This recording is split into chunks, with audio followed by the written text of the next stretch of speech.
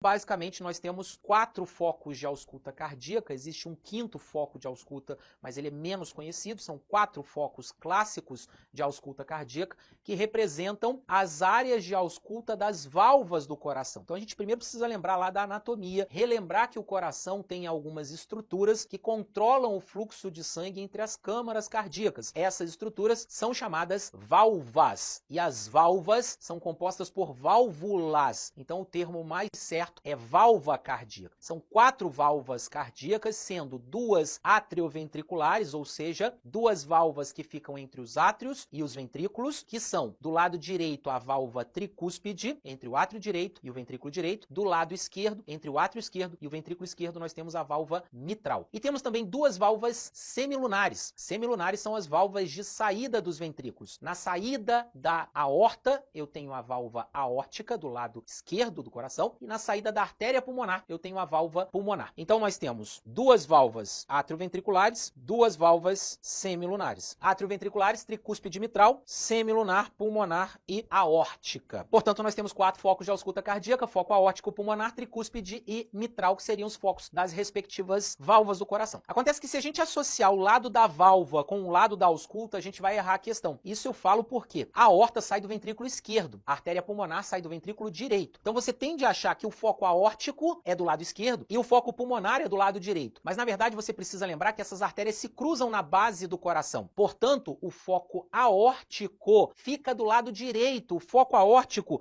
é o único foco que fica do lado direito do externo. Grava isso porque isso sempre cai, a pegadinha é sempre no foco aórtico. Então, o foco aórtico fica localizado no 2º espaço intercostal direito na linha paraesternal. Muito cuidado porque, como eu disse, ele é o único foco que está à direita do externo. No mesmo lado, na mesma altura, só que do lado oposto, eu tenho o foco pulmonar. O foco pulmonar fica do lado esquerdo, no 2º espaço intercostal esquerdo, ou seja, do lado oposto ao foco aórtico. Depois, na base do apêndice tifoide, na borda external inferior, eu tenho o foco tricúspide. E o foco mitral fica na sede do ictus cordis, ou seja, entre o 4º e o 5º espaço intercostal esquerdo, na linha M clavicular. Então começa pelo aórtico, porque é o único que fica do lado direito, 2º espaço intercostal direito. Depois vem o pulmonar, 2º espaço intercostal esquerdo. Depois vem o tricúspide, que fica na base do processo tifoide, mais lateralizado para a esquerda, na borda external inferior esquerda. E o último foco de ausculta seria o foco mitral, que é o foco que representa o ictus cordis, que fica lá entre o 4º a 5º, até no máximo 6º espaço intercostal na linha M clavicular.